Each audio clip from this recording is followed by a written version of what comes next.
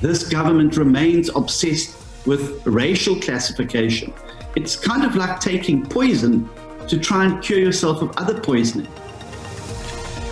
Umgomo wedale obukete emnotho uhlose kususa lokho kubitwa ngemigomo legcilekte ebuhlanga njenge-black economic empowerment. I feel very victimized. Umvikeli omphakathi lomisiwe umsebenzi advocate busisiwe Mkhwebane uphinze amagama akhe ukuthi uhlukunyetwa ngenxa kwenda umsebenzi wakhe. It's up to us now to make the same mistake and to begin at the game ready.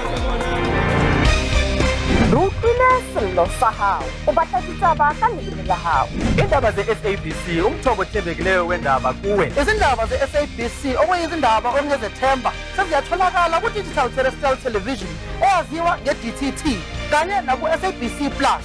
Ka gore re kwešiša ka kudu-kudu ditaba tšeo di lego bohlokwa go wena. Fumana ditaba tsa matšhabeng ka leleme la hao. SABC lentswe la hao re ikemetse ha re kgethe nkuka fela.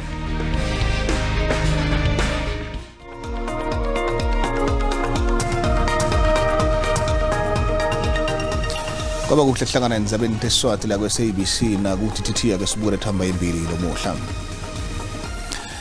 Umgomo wedale obukete emnotho uhlose kususa lokho kubitwa ngemigomo legcilekte ebuhlanga njenge-black economic empowerment. Lecembu lelikhulu liphikisa kulithiko lemigomo lenjena kuhlomula labo labasetulo hayi labeswele. IDA lekuyinhlangano lephikisayo kulelive ithi ifuna kucedza nya lokho lekubita ngekuthi inqubomgomo levuna libala lelithite.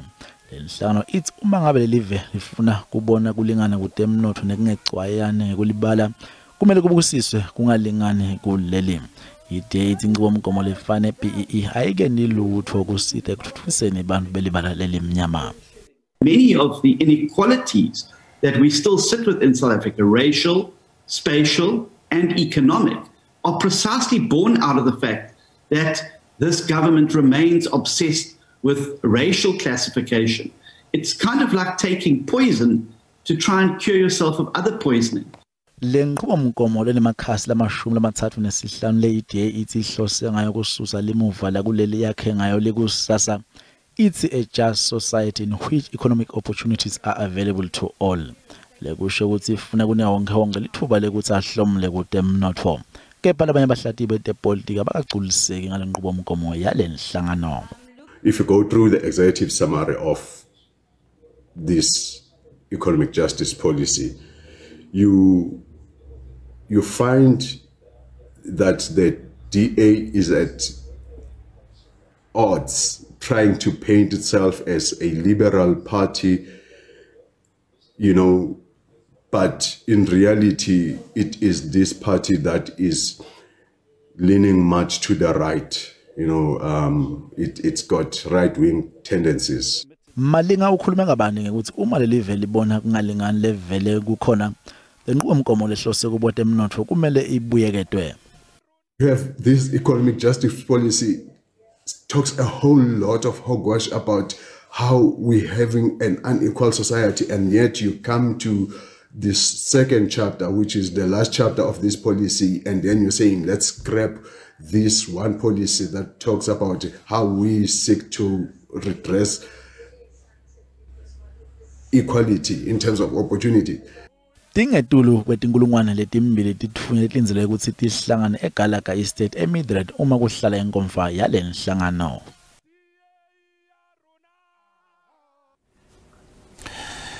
Umvikeli omphakathi lomisiwe umsebenzi advocate busisiwe Mkhwebane uphinze amagama akhe ukuthi uhlukunyetwa ngenxa kwenda umsebenzi wakhe. Mkhwebane uphinze uthi umengameli Cyril Ramaphosa bekade ngemnikelo omkhankaso wakhe we-CR17 ongena esikhundleni sebumengameli ku-ANC. Lokuvuna isikhathi sachubeka nokwethula ubufakazi embi kwekomiti ePhalamende lephenya ngekulungela kwakhe kuba kulesikhundla. Mkhwebane uphinze wahlaba nabeTindzaba ngekubhebhethekisa inkulumo yokuthi akawadi umsebenzi nemthetho. Very victimized, or I feel that, whatever I did and the best I know how, that's what I would say to the staff.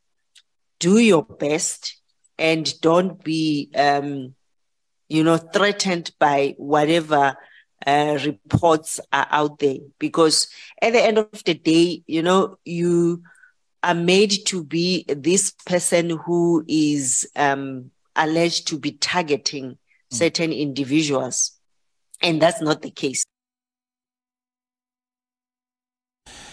Ngandole phake masekapa ekhiphe umyalo ukuthi umsoro eceleni lekushiswa kweParliament ezandile Mafa athathwe seka uhlola isimo sengqondo amalanga la-13 Mafa ohlola isibedlela salabasitwa ngakwengqondo iFort England eMpumalanga Kapa. Judge Nathan Erasmus ube nokucophelela nakachaza lokwendekile elidzabeni lwamafe enkantolo lephakeme yaseKapa kude kube nginyalo uthi ngaphambi kwekuthi kukhishwe umbiko wekuthi mafe ayiswe eMpumalanga Kapa inkantolo bekumele yenetiseke ngekuthi tonke tintfo letidzingekako time ngemumo. Mafe phambilini bekasesibhedlela eFakelsberg lekusikhungo lesifanele ukuthi ahlolwe kuso eKapa. Kodwa-ke ngenxa yetingcinamba letiphakanyisiwe letingakadzalulwa kude kube nginyalo kulindeleke ukuthi tiphenywe. Umbuso kanye nebameli bavumelene ngekuthi lolu hlelo lutawuchutshwa eMpumalanga Kapa. Okwenziwe kungengabulungisa kufanele bakulandelwe indlela efanelekileyo. Nathi asikahlali naye simbone ukwenzela sizonelise ngezi zinto bathi bazibone kuye nabo. Awukwazi umjonga umuntu uthi kuba umjonge namhlanje uba umcacelanga uthi ndixoxele koba lo muntu akamanga kakuhle. Oyamafe itawuhlolwa bodokotela bengqondo lababili kanye nabengqondo basemtholampilo. Inkantolo ikhiphe emalanga lange-13 ukuthi lolu hlelo luphothulwe. I-report le iyawujonga ukubana ngela xesha wayesenza ezanto wayezenzayo wayinayo indlela okanye wayinayo lanto kuthiwa mental capacity ukuzazi uba le nto ayenzayo irongo na, nokubana xa ityala liqalile uzawukwazi nawunika imiyalelo i-instructions kumagqwetha akhe ukwenzela akwazi uzikhusela ngotyala. Inkantolo ithi kulethwe imiphumela ngemuva kweluhlolo kulindeleke ukuthi leli cala liqale mhla 9 ngenyanga yeNkwenkweti. Inhlangano lebukela amulukwentilwana SPCA ikhiphe isixwayiso lesibhaliwe kuboneka abantu abambalwa betinja telihlobo ngopitbulls ukuhleka kuphatha kahle letinja. Lenhlangano ibambe umkhankaso wokuvakashela abanikazi baletinja kubuka kulandzelwa kwemthetho wokuphathwa kwanto eBhongweni eEast London. Kulunywa yinja komfana leminyaka lemfica amaviki lamabili engcile kwendele lenhlangano yasukuma letulu emva kokuthi itakhamuti tivete ukuthi titawutisusa letinja nangabe le nhlangano ingatisusi. Ikhosazwe SABC eMpumalanga tisabise ngeqinisa umkhankaso wato ukuthi kwehliswe imali ama-toll gates. Lokuthi emva kokuthi inhlangano lebukele temgwaqo kuleli Sunrise renews letindleko eqeni kwalenyanga. Emalunga netinhlangano abambe impikisho kuma-toll gates eMpumalanga. Indzawo lekhokhelwa kuyo timoto letisebenzisa lo mgwaqo ibita kudenga tonke. Lababhikishi be-SABC nekhosathu bafuna le mali yehliswe ngemaphesenti lange-50. Sitobhikisha ukusho ukuthi le mali lebhadalwako kulama toll gates aseMpumalanga iningi kakhulu. Sifuna ukuthi yehle nga 50% kude ukuthi abantu bakule ndzawo yaseMpumalanga bakhona ukubhadala le mali. Nebashayeli bathi leli nani limbecolo. Government yethu sicela ukuthi ibukelele kakhulu le toll gate leya la eMashara Store. Yasibulala kakhulu. Ama toll gate eSouth Africa yasibulala. Ikakhulukazi nangeMashara. Mashara islimata kakhulu.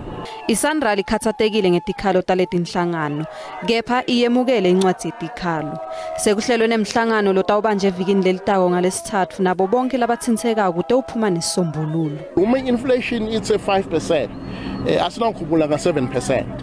Sitakhuphula ngayo loyo 5% ngoba uma ungendi logo kusho ukuthi le mali loyikolekako uyogcina ungakhoni kwenda umsebenzi, for example ukumaintain limigwaqo.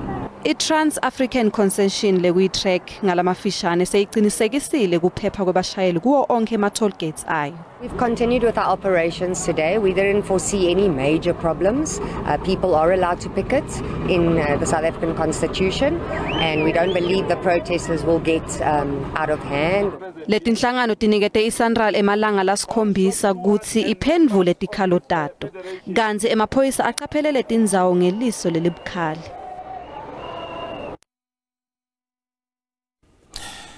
Njengoba sethusunyiswa semthethweni DT SABC ehlosweni Tindzaba elinde kusakada kubuye umphathi takusebenta khutso mahlala kuchaza futhi ukuthi umbukele uyithola njani DT asibuyele mahlala endzabeni tesiSwati la ku DT. Siyabonga. Emahlala indzaba ye-DTT kwangathi solisa senginga abantu basafuna kwathi kabantu ngayo ukuthi umbukeli uyithola njalo ku TV yakhe. Ababukeli ukuthi bathole i-DTT, digital terrestrial television, kwamele babe ne set-top box le i-decoder uyithola e-post office ebazokuinstollela yona after u-applyile for yona. Uma ulale set-top box lena uconnecta i-aerial kuyo, ungasebenzisa le aerial yakudala lebe siyibona phezulu kwama roof ezindlu ziyathengiswa lezo ungafaka yona, noma ungasebenzisa le ye-bunny ears le beyihlala phezulu kwe-TV, nawe ungayiconnecta to i-set-top box yakho and then usearche i-signal. If ikhona kule ndawo kuyo yona ikhona kuma area amaningi lawe wathola i-TV lesiyaziyo analog yakudala, uzothola i-DTT kuleyo set-top box yakho uma usearcha kuleyo decoder yakho. Yona uzoyiconnecta to i-TV yakudala noma yipi TV, ithatha ama-connection wakhona ku-HDMI abo ma-RCA we-video audio uyawaconnecta kuleyo TV, then uzokhona ukubona i-DTT channel yakho. So that is the first way option. Yes, i-TV lelenzala yeah. Ema-smart TVs khona kwendeka. So kuma smart TV or ngathi TV uyithenge maybe 5 years ago, lawo ngaphakathi ane DTT tuner ngaphakathi. So into kumele uyenze nje uconnecta i-aerial futhi, yona le aerial ye-bunny ears le ngithi besiyisebenzisa kudala le ehlala phezulu kwe-TV noma le phezulu eroofini le ngaphandle i-aerial, uconnecta leyo to i-TV yakho, then on your TV uya ku-tuning, izosho lapha ukuthi ATV i-analog TV leyo and izothi DTV which is i-digital TV, ila uthola i-DTT khona. Nalapho upressa utune, izowasearch ama-channel and then izovela i-DTT yakho ku-TV. Kusho ukuthi kafishane nje i-TV endala udzinga ukuthi ube ne set-top box ne-bunny aerial. Ku-smart TV, i-smart TV itanayo i-DTT seyivele ikhona udzinga i-aerial kuphela. Udinga i-aerial kuphela. Asicube masitshene nje i-SABC abalendzaba ku-DTT, umbukeli ke khona utithola njani indzaba lethu? Uma useku DTT, yes, so ungele ku DTT ke uthola nje ubuka njani indzaba ku TV yakho. So uma ku DTT uzothola le indaba le eze African languages. Yes, zizoba khona i-channel lapho kuya ngokuthi i-TV yakho injani. Ku Sentech basitshela ukuthi channel 109, mara kodwa mase uyisearchile izovela lapho because kuzovela wonke ama-channel wethu SABC 1, 2, 3, kuzovela i-SABC News le edlala ku-DSTV babiza ngo-404, channel 404, and then kuzovela le yethu yama-language nayo kuyi-SABC News kodwa ngama-language wethu wesintu. Sike sakhulumisana ke nebacwaningi bethu nobalabenda be-research la SABC ukuthi basifele imininingwane eposini ukuthi kuhambe kanjani noma kuhamba kanjani indzaba set-top boxes. Bashilo bathi ke alanziwe and then kuba khona imbuto ukuthi uwaconnecta njani matama ukuthi lokho bakuchazele babukeli bethu ukuthi uconnecta njani. So ngekuya kwakho lokho ngabe kusho kuthini ku-SABC lokho nabe abantu bawalanzile ama-set-top boxes nanokuthi bafule kwathi lokuthi isebenza kanjani i-DTT? Yeah, uma u-apply ku post office uthola ne-installation lapho kodwa zihamba slow, i-distribution yawo ihamba slow, so abantu abawatholile pretty sure bekumele baba installele, mara if uyitholile abaku-installelanga yona isimple, ifana nje nokubeka nje lele box ufake nje i-aerial uconnecte ku TV the same way uconnecta i-DVD player yakho, i-VHS player yakho noma yini nje we-connecta the same way, then uyazisearchela nje yona noma uyiplaka uyilayita iyakuguida ukuthi kumele yenzeni, so ayikho nzima kakhulu ukuthi ungayenza. Kodwa kunabantu abangakhona ukuzithengela laba abangaqualify uku-applyela through post office because of household income yabo. If they are above the threshold, then bangaya bayosithengela i-Space TV ngengakhuluma nayo, bona bathe banawo ama set-top box bayothengisa, so nayo it will be the same thing as le uzoyithola ku post office. So abakhonayo bangayichecka ku Space TV, they should get ama decoder lapho. So kakhulu Matlala isikhathi sakho. Bonga mina. Nina bakisike ngikhutho Matlala sinethe imininingwane ngelizaba le-DTT njengoba nje kwateka kusesikhathini esiqedisa inhlitiyo sithabe setibona indzaba khona ke ku DTT. Esibetolo bakho kinzela kuleli bangalinzela kukhokha kakhudlwana ngaphambi kokuthi kuphele cisho kagesi ngenhloso yokumonga. Kuse Tindzaba la ku SABC 1 la ubukela khona ukhethe kahle sokumukela hlala nathi. Bakhokenzela kuleli banganenzela kukhokha kakhudlwana ngaphambi ukuthi kuphele icishwa kwagesi ngenhlozo kumonga. Nekusho kwemvela gesi dokotela Khosi Nsura Mahopa kwaba khona budlapa lobendiwa mabomu nakwakhiwa isikhungo sekuphehla gesi imidupi eLimpopo. Mahopa ucike kusetshenziswa kwemikhiqizo engekho ezingeni nekujubelisa nakwakhiwa lesikhungo. Lendvuna bevakashela isikhungo imidupi namatimba njengengcenye yemkhankaso wayo kuvakashela isikhungo kulelive. Ramuhupa uthi tinkinga tesiteshi lesiphehla gesi imidupi tibonakala uma kuphuka injini. Lendvuna isole inkhohlakalo nemona ukuthi ngiko lokubanga tonke letinkinga tekuswelakala kwagesi kulelive. It's embedded in the design defect. So if you don't have a situation where there were corrupt intentions, corrupt means, you can see that the intention was to cut corners, give us materials that are of poor quality, and the kind of robustness and resilience that is expected of these materials, these units can't be realized because of the compromised quality of material. Nanome Ramuhupa vakalise kukhatsateka ngendlela lesikhungo lesakhiwe ngayo. Bakhokhinzela ngibo labatafanele bakhokhe lokhu lokuncane labasele nako ukuthi lesikhungo sibuye sisebenze ngalokuphelele.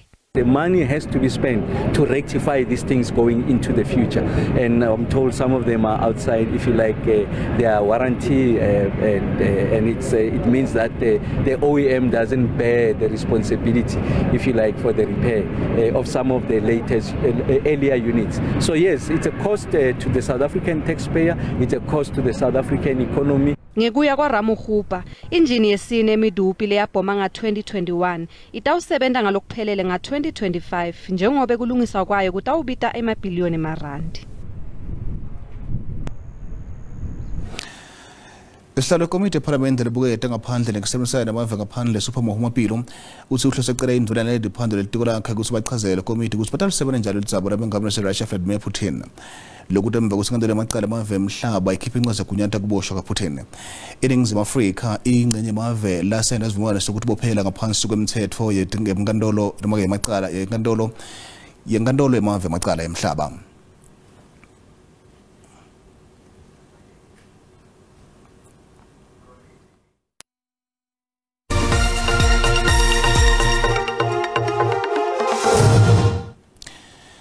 Imisebenzi elivela ngaThikazetsite idlala inzima lenkulu kuvuleke nomathuba emisebenzi kota yesine nga-2022. Imininingwane ethelibala ikhomba ukuthi 48,000 abantu baqashwe emsebenzini lesemthethweni kusuka enyangeni enyoni kuya enyangeni yengongoni. Imisebenzi eminingi ivuleke kuhwebelana emabhizinisi kumkhakha wetumayini. ISTSA ithi umholo ukhuphuke ngamaphesenti langu-4.4 emkhathini weminyaka wa-2021 ngenyanga yengongoni kuya ku-2022 ngenyanga lefanako. Kwehla kwamandla emali nyakenye bekungaphansi kumaphesenti langu-6.9 lokusho ukuthi umholo awumange ukhula ngalokwanele lokusho ukuthi lizinga kwehla kwamandla emali lisetulu. Etibake Sheldran lenyukile licathaniswa netimali takulamanye amave.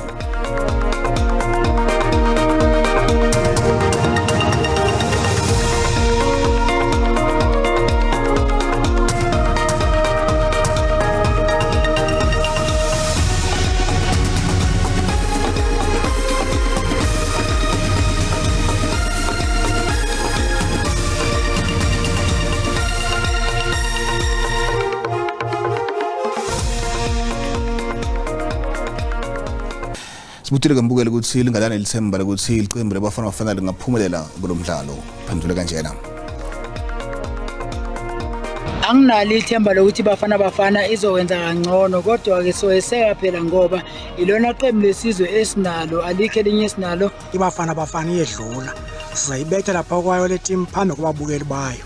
Yasinda nje ngalamini basingazange zibethe. Njengoba ibafana ihlulekile kuwina idlala lapha ekhaya eSouth Africa kusho kona ukuthi angiyiboni ukuthi iphumelela ibuya newini ekuhambeni. Cha yabona lento yebafana kukabili kungenzeka iphumelele kungenzeka futhi ingaphumeleli ngoba phela once badrowisha mhlambe ngo-0-0 obvious iLiberia vele iyaqhubeka iyahamba iyaphambili.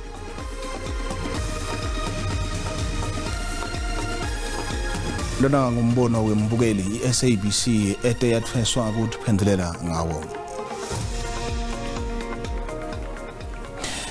Akasive ukuthi uphethe tiphi motha lethambembile kwaRgoleni FM lomuhla.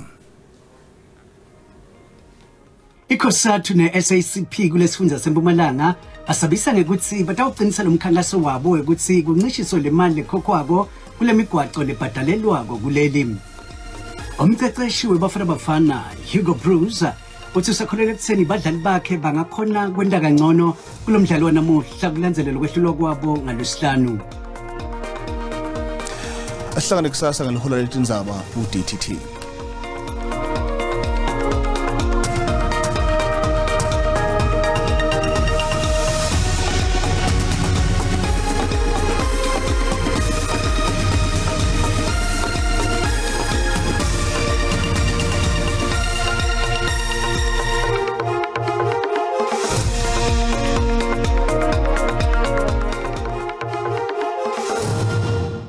Ngetelashona lingena Tindzaba kanjalo ngetelashona lingenaso simo selitulu ngalo muhle masibuka isithombe sethu kusihlwa namuhla yabona ke asisekhona amathuba emvula mawungena ke ekhathini live lapha kuyeke la 60% kanze ke likhombisa ngibonya ngemafu ikakhulu kade etulu eMpumalanga nelive kanze ke masichubeka sikubula ke langa lakusasa asisekhona lawo mathuba emvula lapha kuyeke la 60% mawehle nshonalanga nelive khombisa ke ngibonja ngemafu kanze ke khona nitibhathu tenkungu encenyeni yesifundza ke la iWestern Cape kanye ke lana yo ke la iNorthern Cape kanze ke sikhona sixwayiso lesivela kwa South African Weather Service yakhombisa ke ukuthi kunekuduma lokukhulu ngale ke encenyeni yesifundza ke la iNorthern Cape masithubeka sikubukela ke mazinga ekushisa ukuthi ngabe ke menjani langeni lakusasa mobuka ke la sifundza eGauteng ngalo muhle Pretoria Bronkhorstspruit ihlela pha ku24 khombisa ke kuphola kuleto tindzawo leto ke nangale ke Johannesburg lapha kuye ke la 23 kanzi ke la sifundza iLimpopo ngalo muhle mobuka ke itulo musina nangale thoya ndo kuyashisa kuleto tindzawo leto ke Parabula lapha ku32 kanzi ke Belabela ihlela lapha kuye ke la 30 tati tiphuma eMpumalanga ngalo muhle mobuka tindzawo letfana nabo Sikhukhuza kuyashisa kuleto tindzawo leto ke lapha kuye ke la 36 kanzi ke Malahleni nangale Sekunda khombisa ke kuphola kuleto tindzawo leto ke nangale ke la eMbombela kuyashisa njengoba le ku31 hebe usuthu esifundeni kwaZulu Natal ngalo muhle mawubuka ke Vryhead lapha ku29 eLundi futhumele kuleto tindzawo leto kuyashisa ngale Lady Smith lipholile ke Kokstad njengoba lapha kuye ke la 24 kanzi ke la sifundza Eastern Cape mabuka tindzawo letfana nabo Graaff-Reinet khombisa ke kuphola kuleto tindzawo leto kanzi ke Gcebeka lapha kuye ke la 20 nobe ke 21 emakhanda lipholile nakhona njengoba lihleli lapha kuye ke la 20 kanzi ke la sifundza inshorela ngakapa ngalo muhle Fred Ndala Glenn Williams hleli lapha kuye ke la 25 nobe ke 25 eBeefort West hleli kuye 22 khombisa ke kuphola kuleto tindzawo leto ke nangale kubo Worcester njengoba lapha kuye ke la 23 Esifundzeni ke la iNorthern Cape ngalo muhle mabuka ke Appington Kuruman khombisa ke kufuthumala njengoba lapha kuye ke la 28 kanzi ke Kimberley lihleli lapha kuye ke la 26 nangale ke kuboDA njengoba lapha kuye ke la 24 ngalo muhle kanzi ke masithubeka sikubura ke la sifundza iFree State mabuka tindzawo letfana nabo Bothaville Sasolburg hleli lapha kuye ke la 27 kanzi ke Bloemfontein lihleli lapha kuye ke la 25 ngalo muhle likhombisa ke la kuphola kuleto tindzawo leto ke nangale ke kubo Fixburg njengoba lihleli lapha kuye ke la 22 esifundza leNorthwest bukone buphirima ngalo muhle mawubuka ikakhulu kati enzaweni yaseKlerksdorp nangale ke la kubo Lichtenburg nakhona lihleli lapha kuye ke la 26 kanzi ke mawubuka ke la Mahikeng nangale ke la kubo Tosca ngalo muhle kuyashisa kuleto tindzawo leto ngalo muhle kungako benguphathele kona ngithi kini busuku abube ngilobuhle